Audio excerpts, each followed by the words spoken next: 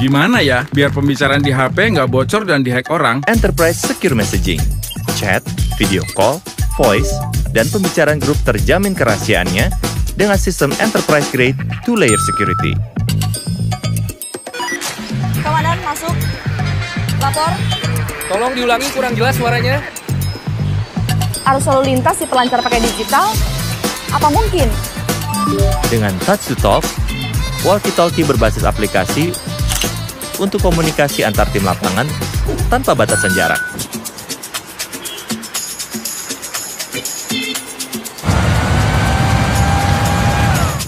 Baik Pak, segera ke sana Pak. Bisa nggak ya dapetin notifikasi data geologi langsung di HP? IoT Smart Monitoring Sensor. Data BMKG dari banjir, gempa, gunung berapi bisa diakses mobile. Jadi bisa ditangani cepat dan tepat.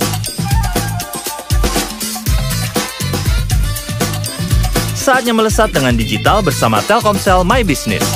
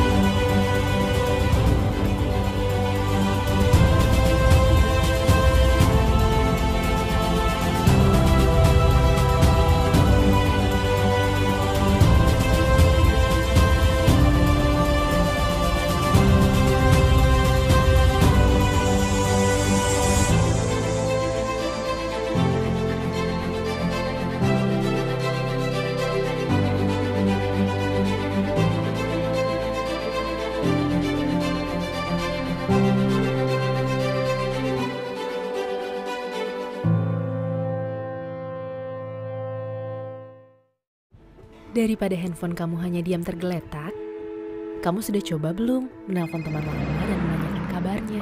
Halo Jaya, lagi pusing soal toko. Pernah nggak bantu posting dagangan baru teman kamu? Pernah coba belanja untuk mereka yang penting buat kamu? Semoga Hari Merdeka di tahun yang sulit ini bukan hanya jadi slogan semata, tapi jadi titik pengingat untuk saling membantu apa yang kita bisa untuk sesama. Kami akan selalu ada bersama kamu dan handphonemu. Sedikit di sini, sedikit di sana, sebagai satu bangsa, satu Indonesia. Pagi, masker.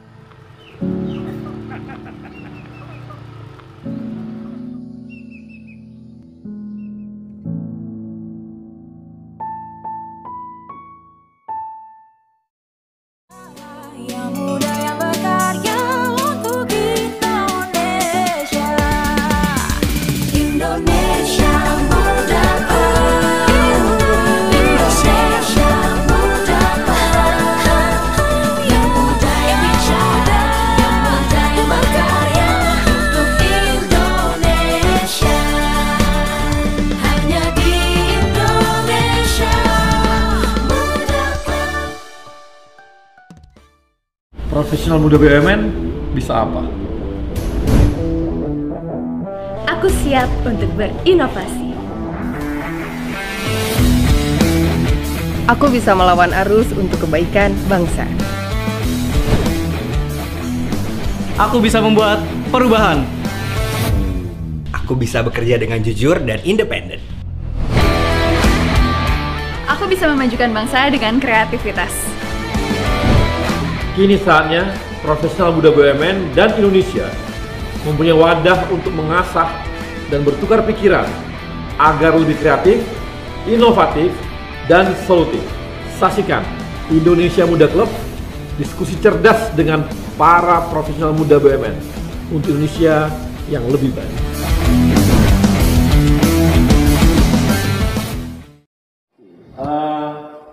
Teman-teman, karyawan di BUMN itu ada sekitar 1 juta orang lebih, ya.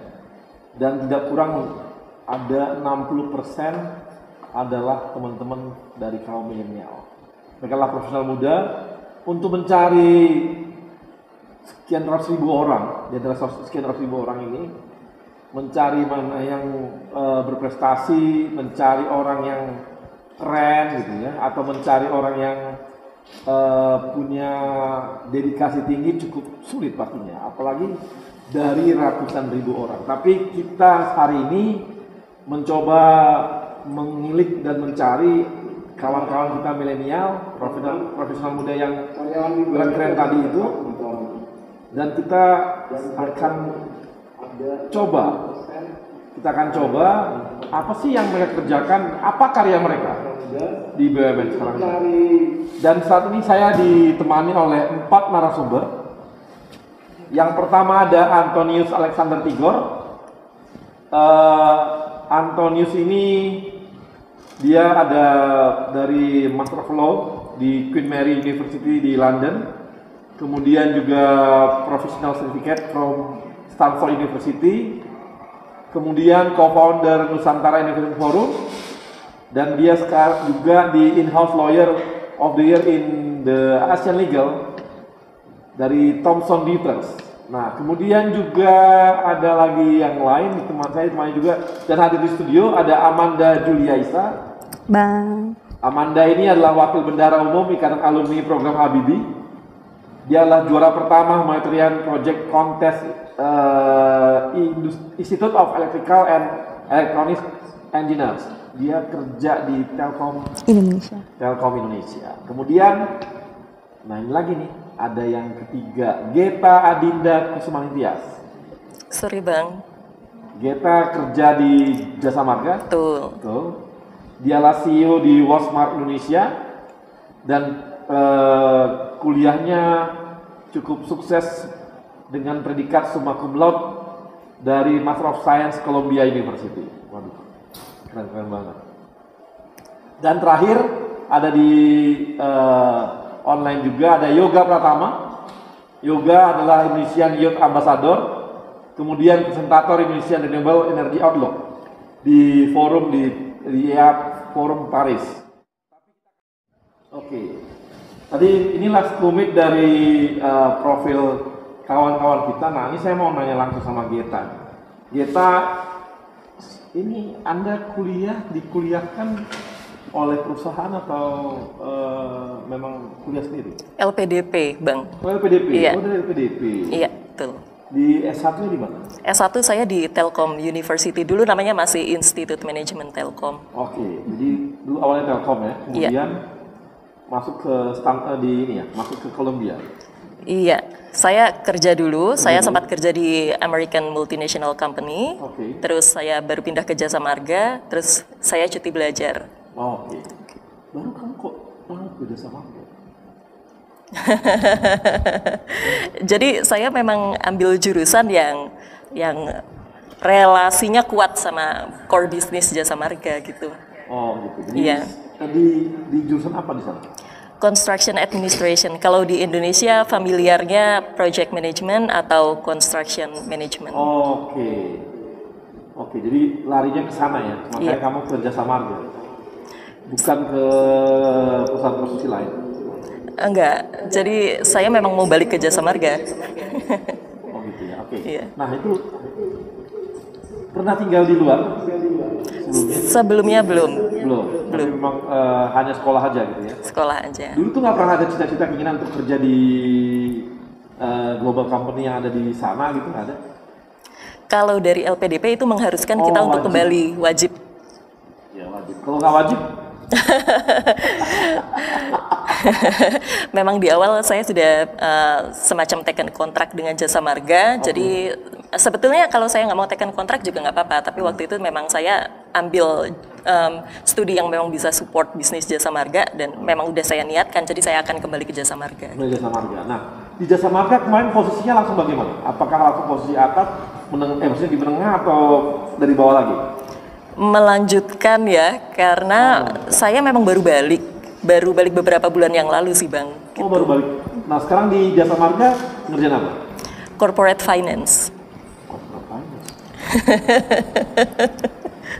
Tadi dari Management Project menjadi Corporate Finance. Iya, kalau di Jasa Marga memang gitu, kita bisa belajar macam-macam gitu. Iya, tapi kan memang, tapi iya sih ya. Kunci dari perusahaan itu sebenarnya di finance. Ya, darahnya kan di finance. Tahu bagaimana sebuah perusahaan sehat nggak sehat ya di finance. Tahu alurnya sehat bagus atau enggak ya finance. Iya, tahu alur bisnis ya di finance. Iya. Betul nggak? Iya betul. Karena yang mengalir tuh cuma duit. Kemana uang mengalir ya dia tahu kemana. Jadi ya ujung-ujungnya lah finance. Iya. Oke. Nah sementara kalau Amanda ini dulu kuliah S1 di mana? Di Telkom University. Kebetulan ternyata sama, baru tadi ngobrol juga. Oh gitu, satu angkatan beda? Aku 2012, Mbak Gita 2009 kakak kelas berarti.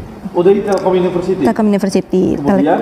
Aku ada student exchange dulu ke Korea, ke Kumo, South Korea. Oke, di Korea ngapain?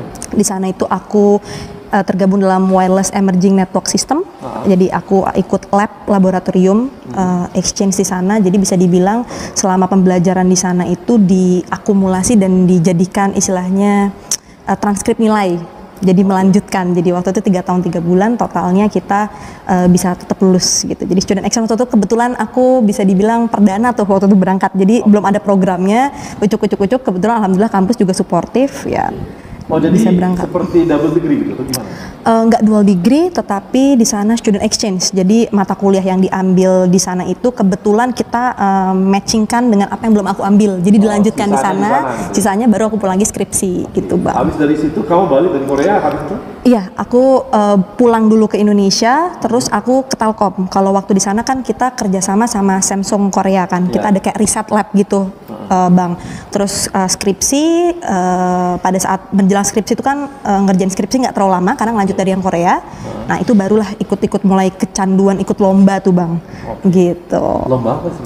Awalnya itu Institute of Electrical Electronics Engineers, jadi lombanya para engineers dunia gitu. Jadi kayak awalnya sih kayak nggak mungkin menang gitu ya Bang ya, kayaknya kan pasti banyak yang lebih jago-jago dong gitu. Nah ternyata berkelanjutan dapat kesempatan menang, juara 3 besar Asia Pasifik, juara 1 worldwide, dan akhirnya wah senang nih ngumpulin teman-teman karena kita bergrup tuh Bang. Jadi para engineers muda yang mau bikin sesuatu untuk lingkungan dan akhirnya join di Telkom. Salah satu waktu itu juga ketemu sama salah satu direktur Telkom waktu itu bilang jangan berkolaborasi di kampus atau jangan berkolaborasi di pekerjaan lain dong, kalau bisa bersumbangsi ke negara kenapa nggak ke Telkom aja gitu. Ya udah, jadi aku dapat banyak coaching, wah menarik kayaknya, udah aku tertarik untuk join di Telkom dan akhirnya lanjut sampai sekarang. Nggak pingin kemana di Korea gitu? Kebetulan nggak diperbolehkan juga Bang waktu itu sama orang tua, jadi memang kembali ke Indonesia harus. Orang tuanya nggak bolehin? Nggak bolehin, katanya belum nikah nggak boleh dulu Bang keluar, takut dipinang orang luar katanya. Kan nggak asik tuh ketemu cowok-cowok Korea. Iya baik-baik banget Bang, sumpah Bang. Baik-baik. Ya mirip-mirip kayak di film-film Korea gitu, sempet lah gitu deket-deket punya pacar. Semua wajahnya nggak? Iya, wanita-wanitanya Bang, semuanya Bang, operasian semua Bang, itu juga takut Bang. Ntar pada saat laki-lakinya keluar totonya operasian kan bahaya Bang, jadi suka gitu ya? Agak sulit juga. Makanya kadang-kadang orang menikah harus anaknya agak lain. Gitu. Betul Bang, takut, khawatir Pak, oe kok beda kayak bapaknya. Aduh. Jadi beruntunglah cowok-cowok Indonesia, ternyata cowok-cowok Indonesia, cewek-cewek Indonesia masih lebih suka dengan cowok Indonesia daripada cowok-cowok Korea yang ganteng-ganteng itu, karena mereka semua dioperasi sementara kita asli. Banyak yang dioperasi, banyak. Di sini banyak yang asli. Oh, di sini yang asli ya? Di sana enggak ya? Di sana banyak juga yang tidak asli gitu Bang. Ya? Bahaya nanti kalau jangan-jangan setiap ulang tahun ganti wajah dia. Harusnya takut ya Bang. Setiap 17 tahun kalau teman sekamar aku tuh yang wanita itu hadiah baru. Jadi hidungnya baru. Wah, aduh asik banget ya, telinga baru, hidung baru, hidungnya Bang. Bibir baru, mata baru gitu. Kebetulan temen wanitaku tapi yang Oh, gitu ya? Temen asrama kan kita sama satu dorm sama wanita. Makin cantik dulu tiap tahun. Cantik banget. Tiap tahun tak? Makin tiap tahun cantik gitu. Minder bang. Aduh. Minder berat. Untungnya nanti usia 40 dia meleleh. Perawatannya kenceng. Oke, kemudian ada yoga. Bisa yoga? Yoga? Hai kak. Yoga. Halo yoga. Yoga di kuliah di kerja di Pertamina. Sejak tamat atau bagaimana di Pertamina? Ya. Manggilnya Om. Waduh. Pelanggaran nih. Yoga, kau kuliah di mana Yoga? Dimarahin. S1 di mana? Saya di STT Migas bang, STT Migas Balikpapan. Oh, STT Migas Balikpapan. Ya. Oke, dari STT Migas Balikpapan yang dipunya Pertamina ya? Atau beda? Kalau di STT Migas di sini punya swasta bang. Oh, punya swasta. Oke. Kemudian habis itu kamu lanjutin kuliah keluar atau enggak? Rencananya sih, insya Allah pengennya tahun depan atau 2 tahun lagi lanjut bang. Oke, yang pengalaman kamu di Paris tuh ngapain aja? Kok bisa tiba-tiba ke sana? Di Paris itu sebelumnya ada kompetisi dari Kementerian SDM, itu kompetisi menulis seluruh Indonesia, kemudian finalisnya itu dipilih untuk mempresentasikan proyeknya ke International Clean Energy Forum di Jakarta. Dari 300 disaring 10 finalis, kemudian 10-nya itu dipilih 3 orang terbaik untuk mewakili menjadi duta muda Indonesia untuk Paris, presentasi lagi ke Paris di International Energy Agency Forum namanya bang. Yang dulu kamu presentasikan mengenai apa ya? Kalau kemarin ada proyek bersama teman-teman muda di sini, jadi fokusnya kita ke energi terbarukan. Dan bagaimana Indonesia memanfaatkan energi terbarukan itu untuk menerangi dan memberikan akses listrik ke pedalaman seluruh Indonesia. Lo nggak takut sama energi terbarukan? Nanti Pertamina nggak laku lagi. Pertamina kan juga ada energi terbarukan kan? Oh gitu. Dan juga sudah ada holding untuk fokus ke renewable energy. Nanti kalau gitu nih teman-teman lo yang di perminyakan tuh semua bisa nggak punya kerjaan lagi dong kalau udah dimulai masuk ke energi terbarukan. Nah ini yang menarik bang. Jadi di perminyakan itu sekarang sudah mengarah ada kalkulusnya untuk belajar renewable energy. Skripsi saya juga membahasnya tentang renewable energy kebetulan. Jadi bukan lagi membahas minyak tapi udah ke renewable energy ya? Ada minyak, cuma kita bisa memilih antara minyak atau renewable energy bisa kita kombinasi. Ya nanti kalau gitu kita lagi nanti kamu jangan lagi nanti STT Migas tapi STT Renewable Energy. Mantap. Migasnya hilang. Makasih Yoga. Saya ke Antonius. Halo Antonius. Halo, hadir bang. Hadir ya. Antonius, lu kuliah di mana Antonius? Waktu SMA kuliah di S1-nya? Udah di luar negeri? Iya, terima kasih udah diundang di acara keren ini bang. Bayar. Aku dulu kuliah S1 di Universitas Diponegoro di Semarang. Semarang. Jurusan hukum pastinya. Hukum betul. Hukum apa? Hukum perceraian atau hukum perkawinan? Yang pasti corporate. Corporate legal atau gimana? Di sana dulu. Ya. Untuk khusus untuk corporate legal atau apa? Yang dipelajari di Undip? Ya, untuk corporate. Corporate ya. Betul pak. Baru lanjut ke London. Ya baru lanjut ke London setelah saya mendapatkan Chevening Award dari kerajaan Inggris. Oh gitu. Kok bisa dapat bos? Ya karena saya coba ikut seleksi. Kebetulan seleksinya itu untuk seluruh negara di dunia, ada 167 negara di dunia yang mendapatkan skema Chevening Award. Saya wakil dari Indonesia untuk dapat Chevening Award tersebut. Oh, jadi wakil dari Indonesia. Kemudian dilanjutkan ke Queen's Mary ya di sana. Queen Mary University of London. Betul. Itu beasiswa atau bagaimana dari sana? Iya, beasiswa full dari kerajaan Inggris, Pak. Itu pendidikan dan juga biaya hidup. Oh, sampai biaya hidup.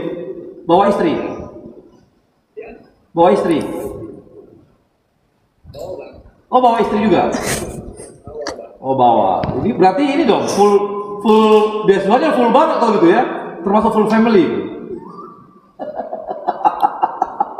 Kemudian kamu ke Stanfordnya ini aja. Hanya ke Stanfordnya gimana? Kursusnya ya? Oke.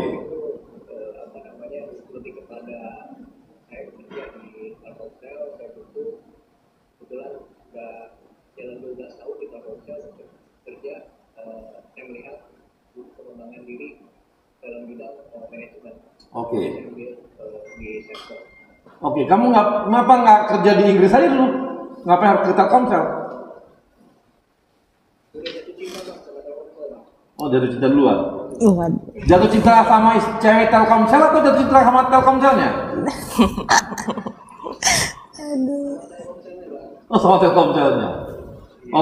Oke, makasih Antonius. Kita kawan-kawan tadi demikian tadi sekilas apa yang telah mereka kerjakan, apa prestasi mereka. Nanti kita akan bahas lebih jauh dan lebih mengulik lagi apa saja yang telah mereka lakukan di masing-masing BUMN-nya, data di perusahaannya, dan apa sih yang mereka karya-karya mereka yang ada di masing-masing BUMN-nya. Dan kita akan bahas setelah yang satu ini. Gimana ya biar pembicaraan di HP nggak bocor dan dihack orang? Enterprise Secure Messaging, chat, video call, voice, dan pembicaraan grup terjamin kerahasiaannya dengan sistem enterprise grade 2-layer security. Komandan, masuk. Lapor. Tolong diulangi, kurang jelas suaranya. Arus lalu lintas di pelancar pakai digital? Apa mungkin? Dengan touch to talk, walkie-talkie berbasis aplikasi untuk komunikasi antar tim lapangan tanpa batasan jarak.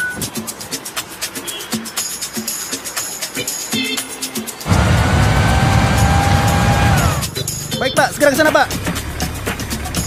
Bisa nggak ya dapetin notifikasi data geologi langsung di HP?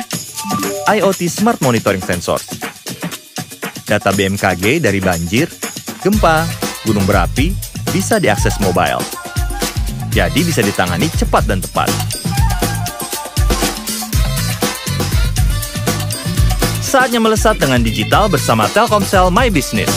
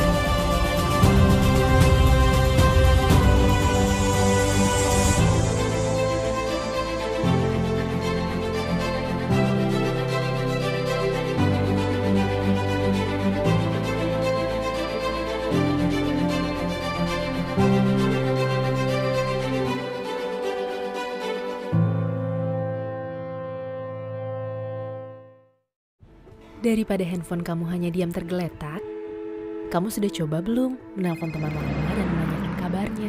Halo Jaya, lagi pusing soal toko. Pernah nggak bantu posting dagangan baru teman kamu? Pernah coba belanja untuk mereka yang penting buat kamu? Semoga Hari Merdeka di tahun yang sulit ini bukan hanya jadi slogan semata, tapi jadi titik pengingat untuk saling membantu apa yang kita bisa untuk sesama. Kami akan selalu ada bersama kamu dan handphonemu. Sedikit di sini, sedikit di sana, sebagai satu bangsa, satu Indonesia. Pagi, masker.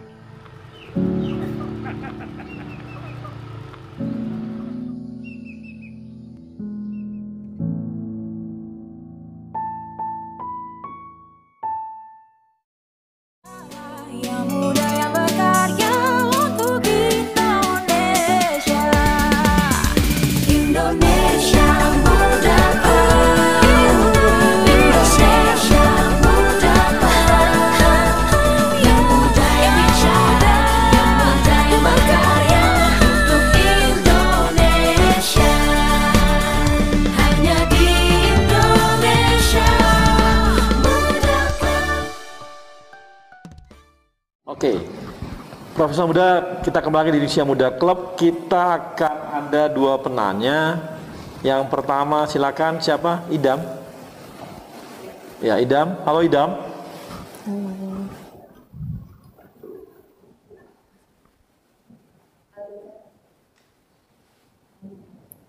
Alika, silakan Alika, ada Alika. Terima kasih udah diberikan kesempatan untuk bertanya. Izin perkenalkan, saya Alika. Mau bertanya, apa sih yang menjadi motivasi kakak-kakak untuk lebih mengutamakan pendidikan dan karir dibanding yang lainnya? Dan kapan kakak-kakak itu mulai sadar kalau pendidikan itu dan karir emang benar-benar penting?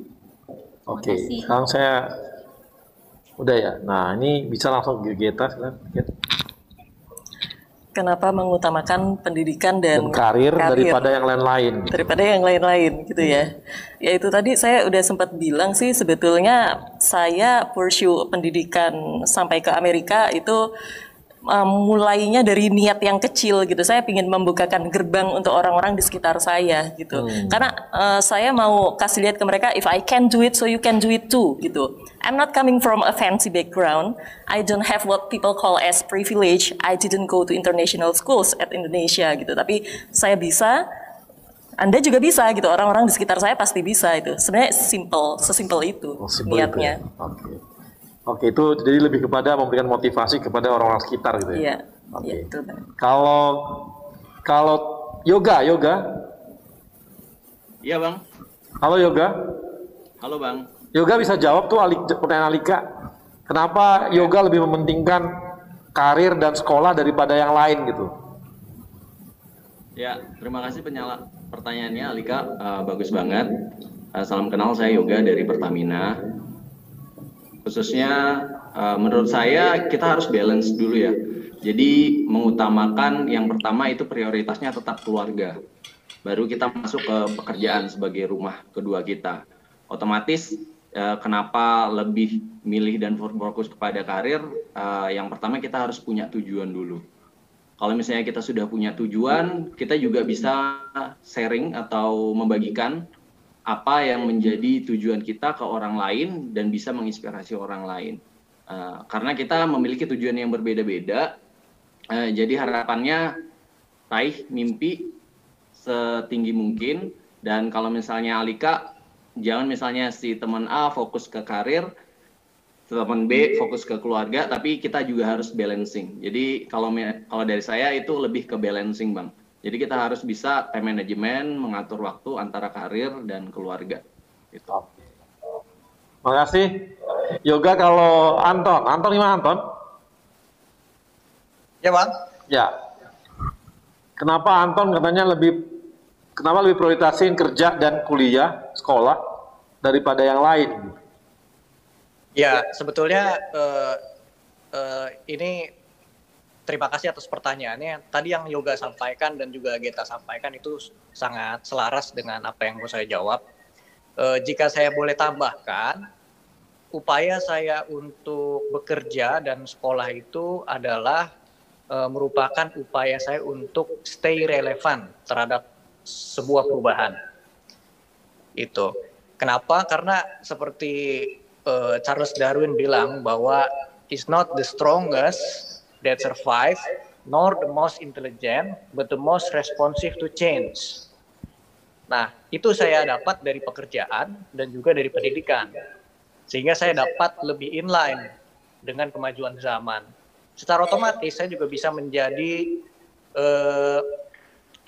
dampak yang baik untuk perusahaan dan sekitar saya. Tentunya juga dengan lingkungan, dimanapun saya berada. Oke, makasih.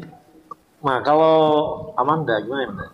Iya, jawabannya pada bagus-bagus nih Bang. Kalau aku sendiri lebih alhamdulillahnya pekerjaan ini, terima kasih Mbak pertanyaannya. Untuk aku sendiri lebih melihat kebetulan pekerjaan yang aku lakukan sekarang ini sesuai dengan minat aku gitu, Women in Tech, Ladies in Technology. Makanya kita saling berkumpul nih. Jadi after office biasanya justru kita malah kumpul bareng nih sama teman-teman BUMN, sama teman-teman sesama kolega lah ya gitu. Jadi bisa dibilang nggak kerasa tuh Bang, nggak kerasa kayak cuman kerja doang gitu Bang. Jadi bahasan-bahasan tadi tentang data-data tadi lah, jadi wah kayak kesannya regulasi-regulasi. Nah itu kita bahas biasanya jadi obrolan after office. Jadi menurut aku bisa dibilang kebetulan priority utamanya pastinya untuk memberikan sumbangsih terbaik bagi sekitar ya kan, baik itu bagi keluarga, perusahaan ataupun masyarakat. Tetapi kebetulan sekali sejalan dengan apa yang disuka, dan kebetulan di lingkungannya itu teman-teman BUMN ini mostly 60% anak-anak generasi milenial ya. Kita after office juga ngomonginnya itu, jadi kerasa kayak nongkrong, have fun bareng, tapi ngomonginnya juga kerjaan gitu. Tapi bukan yang pusing-pusing, kesannya kayak wah ini apa nih, kita bikin apa nih, kita bikin webinar apa nih next gitu. Kira-kira gitu sih Bang. Di sekarang nih kerjaan tuh sudah jadi hobi juga gitu ya? Jadi kesannya begitu Bang, kerjaannya memang depan laptop terus sih sebenarnya Bang. Nah, udah ada bedanya. Berikutnya ada Ibnu. Nah, Ibnu nanya gini, bagaimana mendayagunakan anak muda di daerah tertinggal? Ini di BRI mana dia? Di pusat emang? Oke, ini tadi ada teman-teman yang memang lagi memberdayakan untuk di daerah-daerah tertinggal.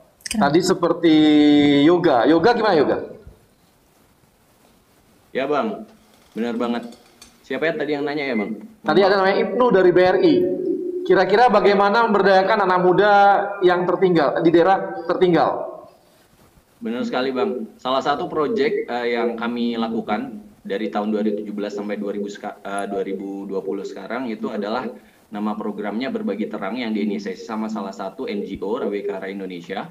Kebetulan pada saat itu kami bersama Pertamina itu jadi campaigner dan penanggung jawabnya Bang, untuk memberikan akses listrik ke pedalaman. Tapi kita harus tahu dulu gimana kondisi anak-anak pedalaman. Karena kalau yang saya alami khususnya di pedalaman Kalimantan, suku Dayak Penan, mereka itu bahkan baca tulis saja itu belum bisa Bang. Artinya untuk memberdayakannya kita juga harus paham dulu bagaimana kondisi baik dari geografis, kondisi pendidikan di sana. Ketika kita sudah survei, kita sudah research atau riset, kita bisa mulai memecahkan masalah nih. Kalau misalnya di sana pada saat itu kita tidak hanya membagikan lampu, tapi juga ada namanya sekolah adat. Jadi kita memberikan pemahaman untuk mengenalkan dulu nih bahasa Indonesia dan bagaimana cara berhitung. Otomatis ketika mereka masuk ke dunia luar, misalnya paling luar ke kotanya, kalau misalnya di Kalimantan Utara itu kota Tarakan, mereka tidak gampang dibodohi atau paham mengenai cara berhitung dan cara membaca. Jadi mereka bisa mulai bersaing. Nah, ketika itu mulai kita level up lagi, kita tingkatkan lagi ke pendidikan selanjutnya. Jadi yang pertama untuk memberdayakannya kita bisa mulai lihat kondisi geografisnya dan bagaimana keadaan masyarakat sana, baru kita bisa mulai membuat program-program. Program-programnya kecil-kecil saja, mulai dari seperti sekolah adat maupun program-program pengetahuan sharing seminggu sekali yang relevan dengan pekerjaan mereka nantinya. Gitu Bang. Oke. Terima kasih Yoga. Jadi teman-teman dari ini ya, kawan-kawan profesional muda, tadi udah bisa lihat bahwa dari tadi kita bicara dari awal sampai akhir, kita bisa lihat bahwa kawan-kawan kita ini ternyata pada umumnya adalah orang-orang yang bisa membalancing hidupnya gitu. Ada yang dia membalancing antara pekerjaan, pendidikan, keluarga, suami, ada anak dan sebagainya gitu ya. Ada juga yang membalancing antara bisa membangun pertemanan komunitasnya, malah menghubungkan dengan pekerjaannya, diskusi-diskusinya pun berhubungan dengan pekerjaan, tapi itu mereka anggap bukan lagi sebuah pekerjaan itu bukan lagi sebuah beban gitu, tapi sebuah hobi bagi mereka, dan itu udah bagian dari hidup mereka gitu. Kemudian ada lagi kawan-kawan kita di samping mereka juga bekerja di pekerjaannya, kemudian mereka juga balancing dengan keluarga, balancing dengan pertemanan, atau malah ada juga yang malah punya ruang-ruang besar untuk mengabdi di masyarakat lepas dari pekerjaan intinya gitu. Jadi ini banyak banget ya kita bisa dapatkan inspirasi-inspirasi dari kawan-kawan kita ini, dan yang hebat lagi, mereka rata-rata adalah orang-orang yang spesifik dengan ilmunya, gitu. Punya pengetahuan yang ke depan, yang maju gitu ya. Tadi ada punya pengetahuan mengenai data center gitu ya, yang memang ke depan itu dibutuhkan betul gitu ya. Ada juga yang belajar mengenai legal pun ternyata berkembang juga, tidak terpatok pada yang lama dulu gitu ya. Ya legal, corporate legalnya adalah berhubungan dengan tanah, dengan ya perdata dan sebagainya gitu. Ini enggak gitu, ada juga terus ke digital gitu. Tadi ada juga yang berhubungan dengan renewable energy gitu ya, atau juga dengan finance, tapi finance-nya berpikir untuk proyek lebih besar, tidak hanya melihat dari satu sisi sebagai finance itu, tapi melihat dari perkembangan wilayah dan hubungannya seperti perkembangan sebuah infrastruktur gitu. Ini adalah hal-hal yang menarik yang kita dapatkan dari kawan-kawan kita milenial hari ini, dan saya merasa tidak rugi untuk mengundang mereka karena banyak sekali inspirasi yang kita dapatkan dari kawan-kawan kita ini. Dan untuk itu saya juga mengucapkan terima kasih kepada sponsor kita, Telkomsel, Jasa Marga, Kereta Api Indonesia, Aspindo, dan tidak lupa kepada Yayasan BUMN. Dan kepada teman-teman Fresh Muda, tetap semangat, kita akan terus berkembang. BUMN akan mengalami sebuah proses transformasi. Pak Menteri kita, Pak Erick Thohir, mempunyai sebuah kerangka besar membangun BUMN, dan kalau kawan-kawan tetap melihat perkembangan di Indonesia Muda Club, kawan-kawan akan bisa melihat juga apa sebenarnya visi misinya Pak Erick Thohir menjabat sebagai menteri dan mengembangkan BUMN dalam mentransformasikan BUMN-nya. Dan kita akan ketemu lagi setelah nantinya Indonesia Muda Club di episode berikutnya. Dan tetap bersama saya, Arya Sinulinga. Gimana ya biar pembicaraan di HP nggak bocor dan dihack orang? Enterprise Secure Messaging, chat, video call, voice, dan pembicaraan grup terjamin kerahasiaannya dengan sistem enterprise grade 2-layer security. Komandan, masuk. Lapor. Tolong diulangi, kurang jelas suaranya.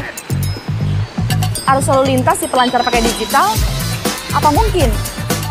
Dengan Touch to Talk, walkie-talkie berbasis aplikasi untuk komunikasi antar tim lapangan tanpa batasan jarak.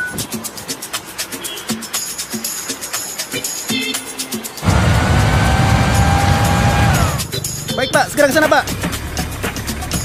Bisa nggak ya dapetin notifikasi data geologi langsung di HP? IoT Smart Monitoring Sensor.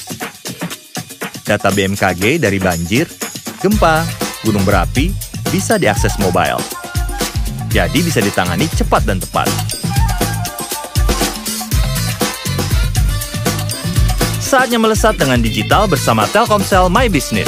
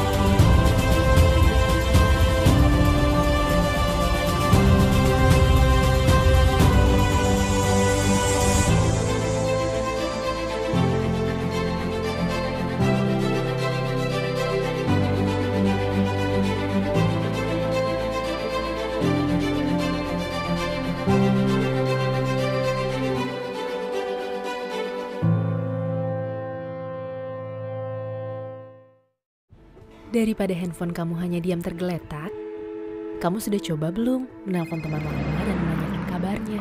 Halo Jaya, lagi pusing soal toko. Pernah nggak bantu posting dagangan baru teman kamu? Pernah coba belanja untuk mereka yang penting buat kamu?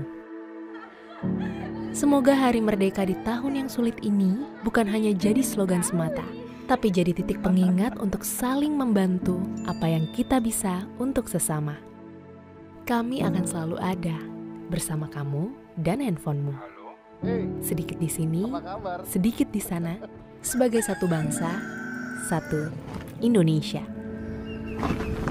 Pagi, masker.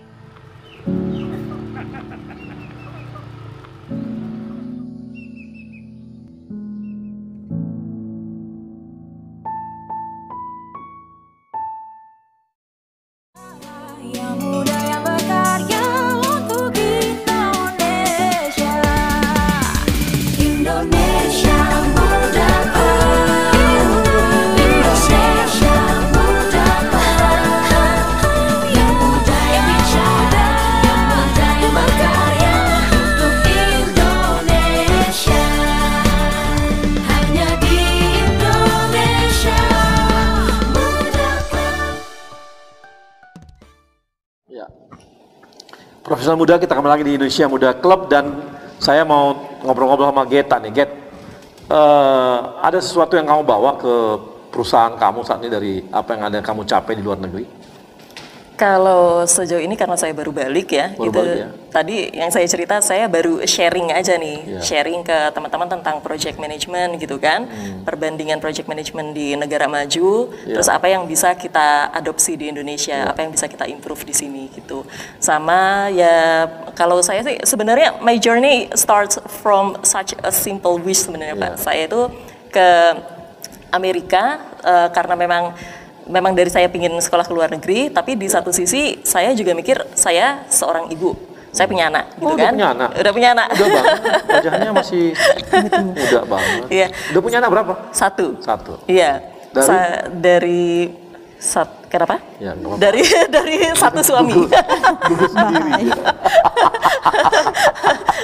Ya, jadi saya seorang ibu, saya seorang istri, saya seorang kakak, adik, saudara, teman dari banyak orang gitu. Jadi saya keinginannya sekolah di Amerika itu sebetulnya pingin membukakan gerbang untuk mereka gitu. Saya pingin orang-orang di sekitar saya itu termotivasi, terinspirasi, terus mendapatkan informasi yang penting gitu. Nah, di Jasa Marga sendiri kamu dikasih ruang nggak sama manajemennya? Berani nggak dia jawabnya? Dengan apa yang kamu terima ilmu di luar, bawa ke ini, dikasih ruang nggak untuk sharing atau apa gitu? Iya, jadi sharing itu memang difasilitasi oleh Jasa Marga. Oke. Jadi ada webinar. Oh, dikasih ruang memang sama mereka ya? Iya. Manajemennya terbuka banget dong gitu ya? Iya, betul. Sangat terbuka untuk itu ya? Iya. Ya, mudah-mudahan. Sekarang usia berapa? Saya usia, saya lupa umur saya berapa ya? Gak dilarang ya nanya usia? 2 sekian. 2 sekian? 21. 20 sekian. Oh gitu? Iya. Oh, muda sekali. Ini Pak Erik lagi nyari-nyari direktur loh. Direksi muda perempuan. Wah. Berani tarung nggak? Di endorse. Berapa ya? Oke, makasih. Geta, saya ke Antonius. Anton? Ya Bang. Nah, Ton, kalau di Telkomsel kamu dikasih ruang besar nggak oleh kawan-kawan di Telkomsel untuk apa yang kamu dapat di luar negeri itu bisa kamu terapkan di perusahaan gitu? Karena banyak sekali perusahaan-perusahaan tidak memanfaatkan semaksimal mungkin apa yang talenta yang dimiliki oleh kawan-kawan gitu. Ya, saya cukup bersyukur karena para senior leaders di Telkomsel itu mampu melihat talenta yang ada dari luar gitu ya, Pak. Nah, saya diakomodir apa yang passion saya. Jadi saya banyak sekali dilibatkan dalam proyek-proyek strategis di Telkomsel maupun proyek-proyek yang kritikal sehingga secara langsung ilmu saya juga jadi terpakai gitu. Oke, jadi artinya ruangnya dikasih betul ya. Untuk sharing, untuk yang muda-muda atau yang senior-senior dikasih ruang juga nggak? Ya, betul, dikasih juga. Yang anak baru juga, yang junior juga semua dikasih. Jadi dikasih ruang betul oleh kawan-kawan Telkomsel ya. Nah, betul. Ada hal yang udah kamu terapkan nggak dari apa yang di ilmu kamu? Tadi sudah ya. yang mengatakan bahwa ilmu mengenai khususnya legal digital legal itu bisa kamu terapkan di Telkomsel gitu ya? Iya. Jadi saya menerapkan perlindungan data, prinsip-prinsip perlindungan data di perusahaan saya terapkan juga. Lalu kita juga membantu menjadi mitra strategis untuk para bisnis unit di Telkomsel. Oke. Nah, di Telkomsel sendiri yang seperti kamu khusus untuk digital legalnya banyak nggak? Nah itu baru saya, Pak. Oh, baru kamu? Iya. Nah, ini peluang bagi orang-orang yang orang legal di BUMN. Ternyata di Telkomsel baru 1 orang. Berarti ini karirnya untuk bisa naik cepat bisa besar nih. Karena cuma 1 orang kan. Mau nggak mau cuma si Anton aja nih dikasih gaji besar. Ton, gaji kamu berapa, Ton? Enggak perlu jawab. Amin. Nggak, akhirnya ada peluang-peluang besar ya. Ada peluang-peluang bahwa kemampuan kita melihat tadi ya seperti tadi legal banyak, corporate legal banyak juga, tapi ternyata ada ruang yaitu namanya digital legal gitu, dan ini cukup menarik gitu, dan ternyata cuma 1 orang doang yang ambil di sana di Telkomsel sekarang, artinya ruangnya makin banyak dong ya, terbuka besar dong. Iya. Di Indonesia udah banyak nggak yang seperti kamu, Ton? Ada beberapa, cuman kalau dibandingkan dengan sektor lain seperti hukum kompetisi ataupun hukum tanah itu kan mereka lebih banyak. Jadi secara populasi itu masih sedikit sebetulnya. Secara populasi lebih sedikit ya. Jadi perlu banyak dilahirkan juga kalau gitu ya. Iya, apalagi sekarang kan everything is digital kan, Bang. Ya, jadi betul. Harusnya kita ikut dalam konteks tersebut dan ikut serta dalam bidang hukum. Nah, ini kawan-kawan ya, teman-teman di masing-masing BUMN, ini ada ruang besar. Karena apa? Karena hampir semua BUMN saat ini masuk ke digital. Masuk ke digital. Banyak banget masuk ke digital. Mungkin ada juga kebutuhan legal untuk digital juga akan makin banyak gitu ke depannya. Benar nggak, Ton? Pasti. Karena pada saat ini kan jadi nggak hanya Telkomsel kan ruang-ruang itu jadinya gitu. Betul, karena semua perusahaan semuanya going digital, dari perbankan, perusahaan properti dan juga perusahaan-perusahaan lain semuanya mereka pada going digital. Makanya kita mengalami namanya traffic explosion tadi. Oke. Semuanya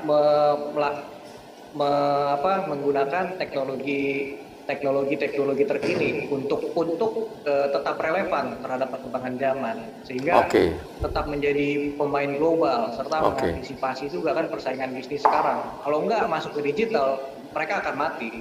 Ini artinya apa? Perbankan sendiri pun yang begitu besar gitu ya, BUMN kita, Bank Mandiri mungkin atau BRI atau BTN yang masuk digital, mau nggak mau memang butuh juga orang legal digital nih, digital legal yang memang, dan sangat jarang. Ada ruang besar nih bagi kawan-kawan BUMN yang sekarang ini kerja di legal, ambil S2-nya digital legal aja, seperti Anton. Tanya aja sama Anton, ada di mana aja bisa kuliah yang cepat sehingga bisa nambah ilmu dan memberi ruang besar pada kawan-kawan. Oke, Ton, makasih. Yoga.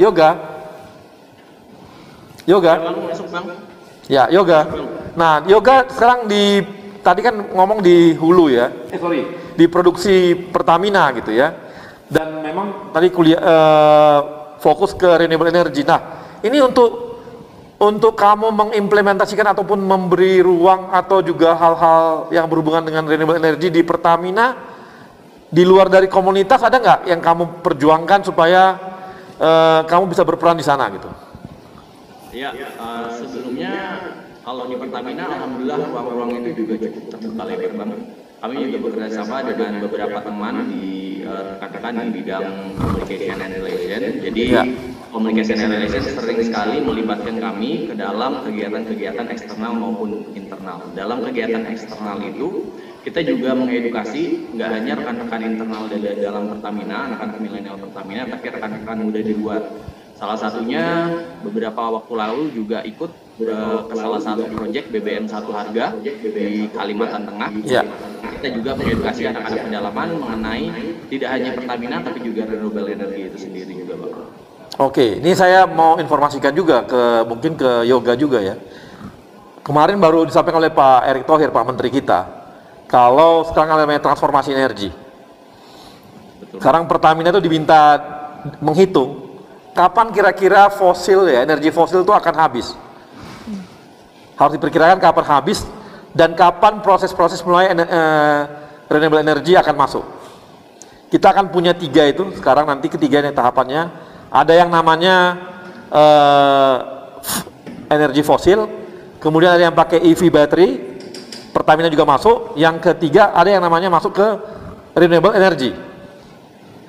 Apalagi kabarnya di mana, di Thailand itu saya lupa, kalau energi solar itu sekarang sudah harganya sangat murah, lebih murah daripada yang dijual oleh kawan-kawan PLN. Betul sekali Bang. Benar nggak, Yoga? Bahkan pada saat saya ke Paris itu juga mengunjungi salah satu perusahaan, kalau di sana disebut BUMN-nya juga, namanya itu EDF atau bahasa Prancisnya Electricité de France. Ya. Itu salah satu perusahaan penghasil, mungkin sekarang tahun lalu dia 75% nuklir, tapi di 2025 dia akan meningkatkan fokusnya ke 50% renewable energy dan 50% nuklir. Artinya apa? Perusahaan-perusahaan di level dunia ini juga sudah melihat potensi renewable energy. Bahkan di Perancis pun itu sudah diterapkan ke mobil-mobil. Kalau misalnya di Indonesia ada Gojek atau GrabCar, di sana juga ada Bang EV vehicle-nya yang bisa disewa langsung oleh masyarakat di Perancis dan khususnya di kota Paris. Karena di kota Paris juga salah satu dimulainya Paris Agreement atau perjanjian Paris yang berfokus untuk mengurangi emisi global dan memperbanyak penggunaan renewable energy. Ya, ini memang apalagi kan sekarang gini ya. Dulu kan orang pengen baterainya cepat diisi gitu ya. Jadi kecepatan energi baterai cepat. Tapi ternyata sekarang dengan nyewain baterai bisa 12 jam pun nggak apa-apa kan. Artinya bahannya nggak perlu sampai teknologi tinggi. Ini di Cina juga terjadi nih. Kabarnya begitu kan? Betul Bang, bahkan di Autoliv pada saat kami site visit bersama teman-teman Kementerian SDM, mereka sudah mengembangkan kalau biasanya electric vehicle itu di charge 12 jam atau 6 jam, mereka sudah menyiapkan untuk di charge bersaing untuk tenaga fosil yaitu hanya 3 detik sampai 2 detik Bang, sudah di charge. Iya. Kamu nggak pengen pindah karena perusahaannya Pertamina yang ngurusin itu? Insya Allah Bang. Insya Allah. Iya, karena nanti Inalum akan joint venture dengan Pertamina. Buat itu. Kenapa Bang? Ada Inalum. Oh iya. Main ID akan joint venture dengan Pertamina bikin EV battery tadi gitu. Betul Bang. Kamu minta pindah aja sekarang, cepet-cepet. Iya. Yok, kamu minta pindah aja sama bos kamu. Pindah ke renewable energy gitu, atau ke EV battery, daripada di migas mulu. Siap Bang, betul Bang. Insya Allah Bang, karena di Pertamina juga sudah dibentuk holding untuk salah satu di holding renewable energy Bang, itu juga salah satu fokusnya ke Pertamina untuk mengembangkan renewable energy khususnya di Indonesia. Ya, ini juga bagi teman-teman di Pertamina atau yang lainnya atau di PLN, ruang kita sangat besar untuk masuk ke renewable energy dan EV battery sekarang ini. Dan ini peluangnya untuk anak-anak muda BUMN untuk masuk ke sana juga. Karena ini membutuhkan orang-orang yang paham atau juga orang-orang yang mau bekerja. Ini kawan-kawan milenial yang bisa masuk. Karena ini kabarnya kita sudah bekerja sama dengan China dan Korea untuk membuat EV battery. Sementara untuk renewable energy ada tambahan lagi nantinya gitu. Ini kan ruang-ruang besar yang bisa dikerjakan dan dikejar oleh kawan-kawan, tidak terjebak pada pekerjaan yang ada sekarang gitu. Karena kita akan berpindah ke renewable energy dan ke EV battery dan akan melupakan energi fosil, kan lebih sehat dan lebih bagus gitu. Ya nggak, Yoga? Nanti saya minta ngomong sama bos kamu deh supaya kamu dipindahkan. Lu kok saya ngomong ya? Sorry Yok, ini bercanda doang nih. Oke, nah ini dengan Amanda ini ini tadi ada hubungannya juga nggak sih? Ada humanitarian project contest, ada. Jadi kebetulan humanitarian project contest itu kita bangun untuk di rural area, Bang. Rural area waktu itu di Pulau Mapor. Lalu yang kedua kita bikin di Wonogiri gitu, Pak. Waktu pada saat di sana kita bikin wireless sensor network. Nah, wireless sensor network itu pilot project. Jadi kita membantu para nelayan bagaimana kira-kira melihat presisi waktu itu kira-kira yang banyak ikan itu di mana gitu. Nah, itu pakai digital image processing saat itu karena waktu itu aku ngambil penjurusan tentang image processing, tentang signaling. Jadi di telekomunikasi ada banyak, ada network, transmisi dan juga signaling. Aku ambil di signaling. Lalu di sana menarik tuh untuk di develop bareng, dan kebetulan di rural area ya pastinya tadi ya energinya terbatas gitu. Makanya kita pakai panel surya, dan di setiap proyek kita bikin inisiasinya itu adalah selalu ada panel suryanya, Bang. Karena bisa dibilang kebutuhan listrik di setiap masyarakat itu pastinya masih sangat amat dibutuhkan, dan pada saat di sana kita bawakan panel suryanya, kita bikin approach untuk wireless sensor networknya. Jadi menarik sebenarnya. Tetapi kalau untuk sampai pengumpulan data belum tuh, sampai kita encourage tarik data untuk masuk ke cloud dan sedemikian rupa belum, karena waktu awal pilot project. Dan mungkin ya menariknya belajar apa yang bisa ditarik ke Indonesia adalah pada saat kita harus mempresentkan di depan 120 negara begitu kan. Kita mempresentkan project kita di sana ada teman-teman Oxford, Harvard, pastinya kan dari top university di Amerika, dan kita dari Indonesia nih ceritanya nih, negara berkembang nun jauh di sana ceritanya gitu. Jadi pada saat kita punya keberanian nih untuk present, dan akhirnya bermanfaatnya itu adalah pada saat dihadapkan kemarin, kita tahun lalu ikut di Indonesia Data Center Cloud Summit.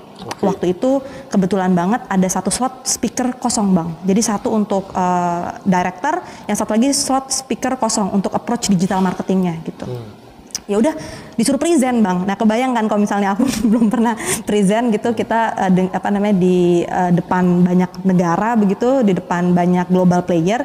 Nah, di sana alhamdulillah dikasih kesempatan untuk untuk present tentang bagaimana kekuatan data center dan infrastruktur di Telkom, bagaimana kita punya rencana hyperscale data center saat itu, dan sampai akhirnya tahun ini akan diadakan secara virtual.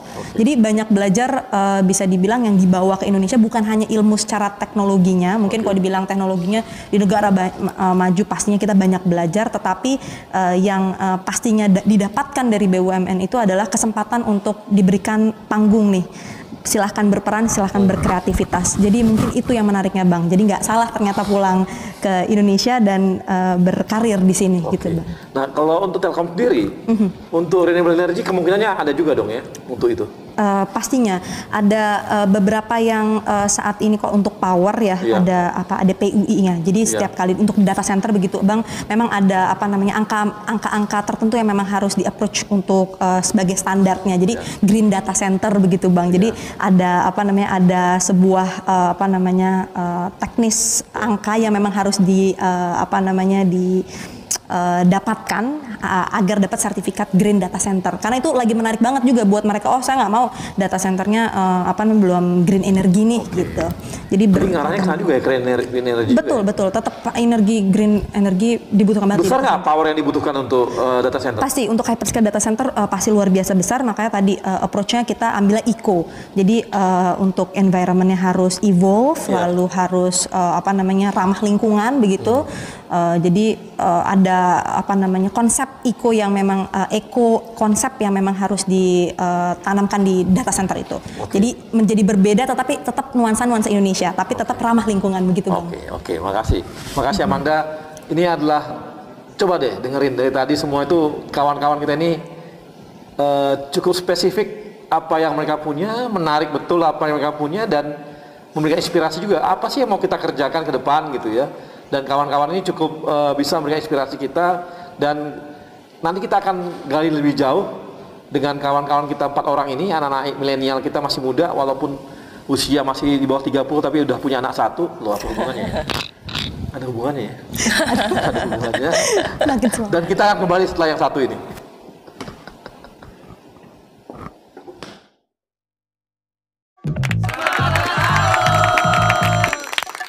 Gimana ya biar pembicaraan di HP nggak bocor dan dihack orang? Enterprise Secure Messaging, chat, video call, voice, dan pembicaraan grup terjamin kerahasiaannya dengan sistem enterprise grade 2-layer security. Komandan, masuk. Lapor. Tolong diulangi, kurang jelas suaranya. Arus lalu lintas dipelancar pakai digital? Apa mungkin? Dengan touch to talk, walkie-talkie berbasis aplikasi untuk komunikasi antar tim lapangan tanpa batasan jarak.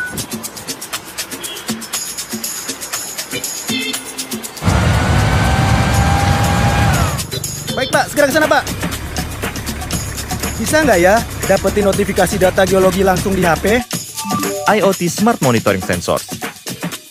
Data BMKG dari banjir, gempa, gunung berapi bisa diakses mobile. Jadi bisa ditangani cepat dan tepat. Saatnya melesat dengan digital bersama Telkomsel My Business.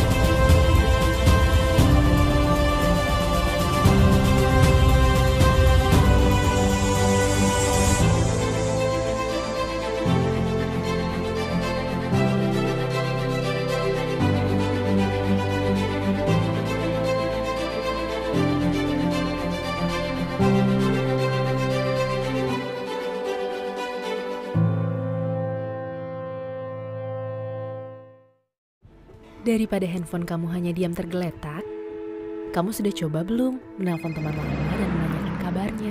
Halo Jaya.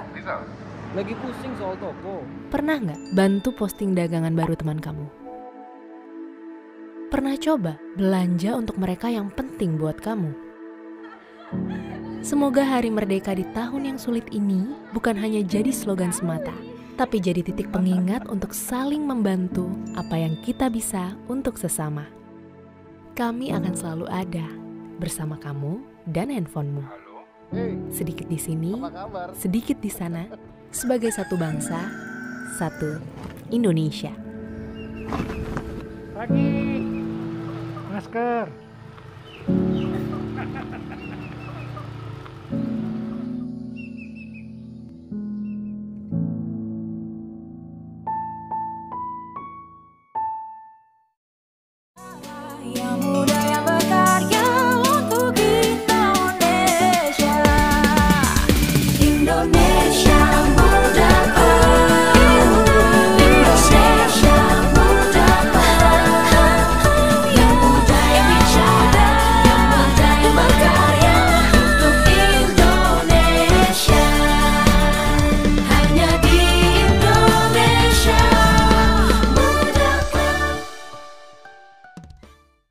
Oke, Profesor Muda, kita kembali di Indonesia Muda Club. Kita akan ada dua penanya. Yang pertama silakan, siapa? Idam. Ya, Idam. Halo Idam.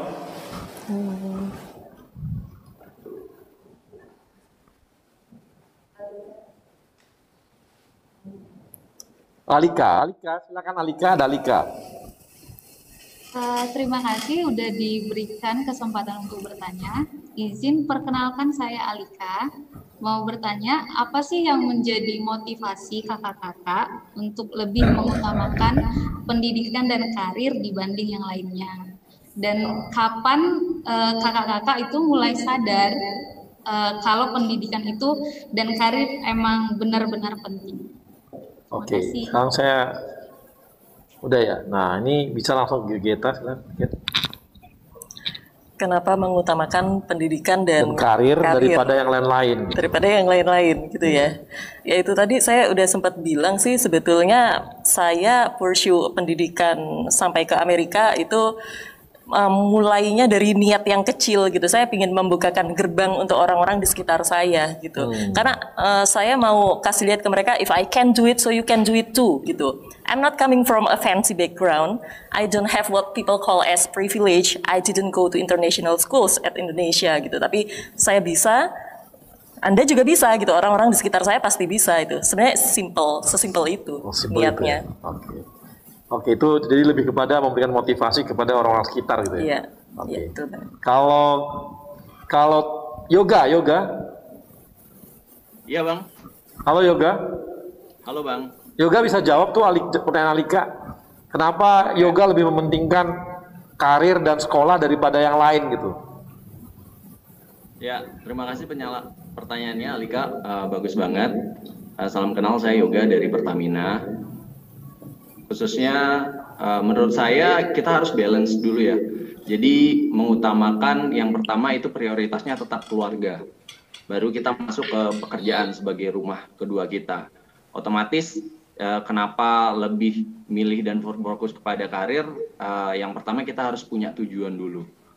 Kalau misalnya kita sudah punya tujuan, kita juga bisa sharing atau membagikan apa yang menjadi tujuan kita ke orang lain dan bisa menginspirasi orang lain. Karena kita memiliki tujuan yang berbeda-beda, jadi harapannya raih mimpi setinggi mungkin. Dan kalau misalnya Alika, jangan misalnya si teman A fokus ke karir, teman B fokus ke keluarga, tapi kita juga harus balancing. Jadi kalau dari saya itu lebih ke balancing, Bang. Jadi kita harus bisa time management, mengatur waktu antara karir dan keluarga. Gitu. Makasih. Yoga, kalau Anton gimana Anton? Ya Bang. Ya. Kenapa Anton katanya kenapa lebih prioritasin kerja dan kuliah, sekolah daripada yang lain? Ya, sebetulnya ini terima kasih atas pertanyaannya. Tadi yang Yoga sampaikan dan juga Geta sampaikan itu sangat selaras dengan apa yang mau saya jawab. Jika saya boleh tambahkan, upaya saya untuk bekerja dan sekolah itu adalah merupakan upaya saya untuk stay relevan terhadap sebuah perubahan. Itu. Kenapa? Karena seperti Charles Darwin bilang bahwa it's not the strongest that survive, nor the most intelligent, but the most responsive to change. Nah, itu saya dapat dari pekerjaan dan juga dari pendidikan. Sehingga saya dapat lebih inline dengan kemajuan zaman. Secara otomatis saya juga bisa menjadi dampak yang baik untuk perusahaan dan sekitar saya. Tentunya juga dengan lingkungan, dimanapun saya berada. Oke, makasih. Nah, kalau Amanda gimana? Iya, jawabannya pada bagus-bagus nih Bang. Kalau aku sendiri lebih alhamdulillahnya pekerjaan ini, terima kasih Mbak pertanyaannya.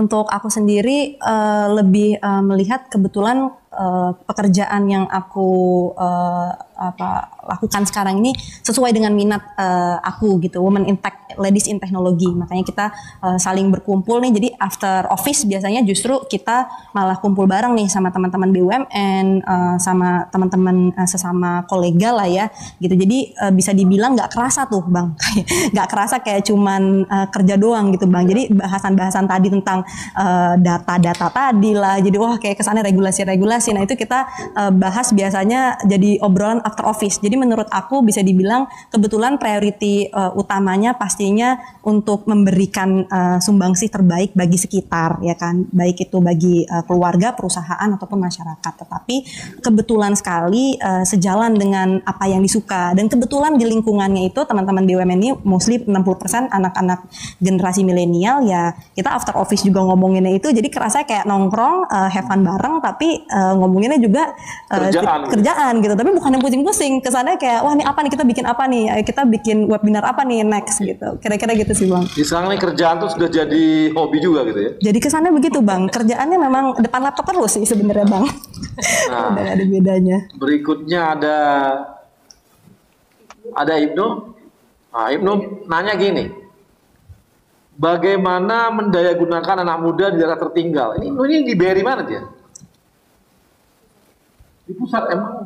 Oke, ini tadi ada teman-teman yang memang lagi memberdayakan untuk di daerah-daerah tertinggal. Tadi seperti yoga. Yoga gimana yoga? Ya Bang, benar banget. Siapa ya tadi yang nanya ya Bang? Tadi ada namanya Ibnu dari BRI. Kira-kira bagaimana memberdayakan anak muda yang tertinggal, di daerah tertinggal? Benar sekali Bang. Salah satu proyek yang kami lakukan dari tahun 2017 sampai 2020 sekarang itu adalah nama programnya Berbagi Terang yang diinisiasi sama salah satu NGO Rawekara Indonesia. Kebetulan pada saat itu kami bersama Pertamina itu jadi campaigner dan penanggung jawabnya Bang, untuk memberikan akses listrik ke pedalaman. Tapi kita harus tahu dulu gimana kondisi anak-anak pedalaman. Karena kalau yang saya alami khususnya di pedalaman Kalimantan, suku Dayak Punan, mereka itu bahkan baca tulis saja itu belum bisa Bang. Artinya untuk memberdayakannya kita juga harus paham dulu bagaimana kondisi baik dari geografis, kondisi pendidikan di sana. Ketika kita sudah survei, kita sudah research atau riset, kita bisa mulai memecahkan masalah nih. Kalau misalnya di sana pada saat itu kita tidak hanya membagikan lampu, tapi juga ada namanya sekolah adat. Jadi kita memberikan pemahaman untuk mengenalkan dulu nih bahasa Indonesia dan bagaimana cara berhitung. Otomatis ketika mereka masuk ke dunia luar, misalnya paling luar ke kotanya, kalau misalnya di Kalimantan Utara itu kota Tarakan, mereka tidak gampang dibodohi atau paham mengenai cara berhitung dan cara membaca. Jadi mereka bisa mulai bersaing. Nah, ketika itu mulai kita level up lagi, kita tingkatkan lagi ke pendidikan selanjutnya. Jadi yang pertama untuk memberdayakannya kita bisa mulai lihat kondisi geografisnya dan bagaimana keadaan masyarakat sana, baru kita bisa mulai membuat program-program. Program-programnya kecil-kecil saja, mulai dari seperti sekolah adat maupun program-program pengetahuan sharing seminggu sekali yang relevan dengan pekerjaan mereka nantinya. Itu Bang. Oke. Terima kasih Yoga. Jadi teman-teman dari ini ya kawan-kawan profesional muda, tadi udah bisa lihat bahwa dari tadi kita bicara dari awal sampai akhir, kita bisa lihat bahwa kawan-kawan kita ini ternyata pada umumnya adalah orang-orang yang bisa membalancing hidupnya gitu. Ada yang dia membalancing antara pekerjaan, pendidikan, keluarga, suami, ada anak dan sebagainya gitu ya. Ada juga yang membalancing antara bisa membangun pertemanan komunitasnya, malah menghubungkan dengan pekerjaannya, diskusi-diskusinya pun berhubungan dengan pekerjaan, tapi itu mereka anggap bukan lagi sebuah pekerjaan itu bukan lagi sebuah beban gitu, tapi sebuah hobi bagi mereka, dan itu udah bagian dari hidup mereka gitu. Kemudian ada lagi kawan-kawan kita di samping mereka juga bekerja di pekerjaannya, kemudian mereka juga balancing dengan keluarga, balancing dengan pertemanan, atau malah ada juga yang malah punya ruang-ruang besar untuk mengabdi di masyarakat lepas dari pekerjaan intinya gitu. Jadi ini banyak banget ya kita bisa dapatkan inspirasi-inspirasi dari kawan-kawan kita ini, dan yang hebat lagi mereka rata-rata adalah orang-orang yang spesifik dengan ilmunya gitu. Punya pengetahuan yang ke depan yang maju gitu ya. Tadi ada punya pengetahuan mengenai data center gitu ya, yang memang ke depan itu dibutuhkan betul gitu ya. Ada juga yang belajar mengenai legal pun ternyata berkembang juga, tidak terpatok pada yang lama dulu gitu ya. Ya legal, corporate legalnya adalah berhubungan dengan tanah, dengan ya perdata dan sebagainya gitu. Ini enggak gitu. Ada juga terus ke digital gitu.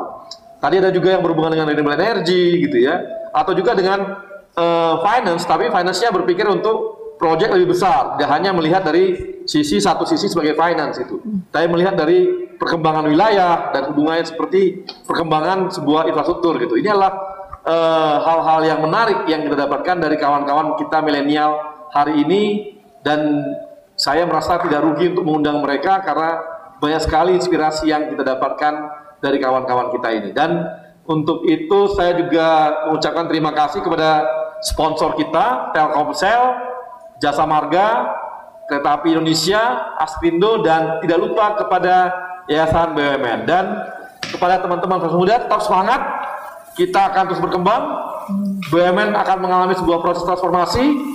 Pak Menteri kita, Pak Erick Thohir, mempunyai sebuah kerangka besar membangun BUMN, dan kalau kawan-kawan tetap melihat perkembangan di Indonesia Muda Club, kawan-kawan akan bisa melihat juga apa sebenarnya visi misinya Pak Erick Thohir menjabat sebagai Menteri dan mengembangkan BUMN dalam mentransformasikan BUMN-nya. Dan kita akan ketemu lagi setelah nantinya Indonesia Muda Club di episode berikutnya. Dan tetap bersama saya, Arya Sinulinga. Gimana ya biar pembicaraan di HP nggak bocor dan dihack orang? Enterprise Secure Messaging, chat, video call, voice, dan pembicaraan grup terjamin kerahasiaannya dengan sistem enterprise grade 2-layer security. Komandan, masuk. Lapor. Tolong diulangi, kurang jelas suaranya. Arus lalu lintas di pelancar pakai digital? Apa mungkin? Dengan touch to talk, walkie-talkie berbasis aplikasi untuk komunikasi antar tim lapangan tanpa batasan jarak.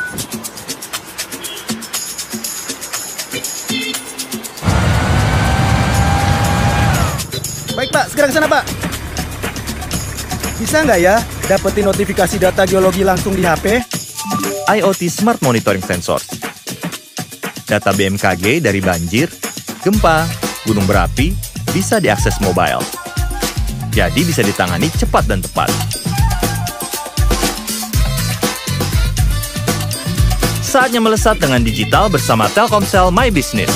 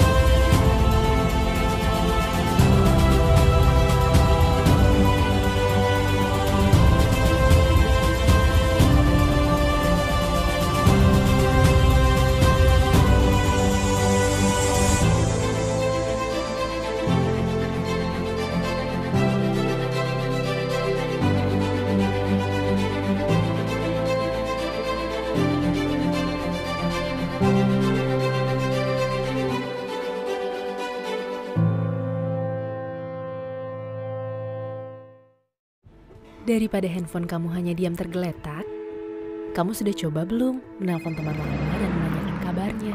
Halo Jaya, lagi pusing soal toko. Pernah nggak bantu posting dagangan baru teman kamu? Pernah coba belanja untuk mereka yang penting buat kamu? Semoga Hari Merdeka di tahun yang sulit ini bukan hanya jadi slogan semata, tapi jadi titik pengingat untuk saling membantu apa yang kita bisa untuk sesama. Kami akan selalu ada bersama kamu dan handphonemu. Sedikit di sini, sedikit di sana, sebagai satu bangsa, satu Indonesia. Pagi, masker.